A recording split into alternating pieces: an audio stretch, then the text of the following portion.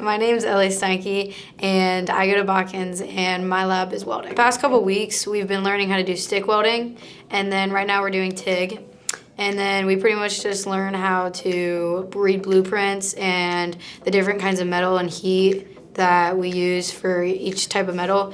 And then we learn how to overlap welds and how to weld things together and all the type of different positioning welds you can have. My favorite part about my welding lab would probably be the teachers and how flexible and understanding they are, and that they talk to us like we're actual teenagers, and they're super duper helpful, and they really just want the best for you. The best parts about Upper Valley are probably that everything's really hands-on, and the whole morning you do your lab and you really get to focus on what you're learning to go into the field right when you're done with school. Another awesome thing about Upper Valley is there's a ton of different kids from different schools that combine into one school, and you get to meet everyone. My ultimate goal after my apprenticeship would be to hopefully do underwater welding or power lines, because you get to travel a lot for underwater, and I think it'd be a lot of fun. One thing that really surprised me about Upper Valley is it may be a really big school, but you feel very at home and comfortable with everyone here.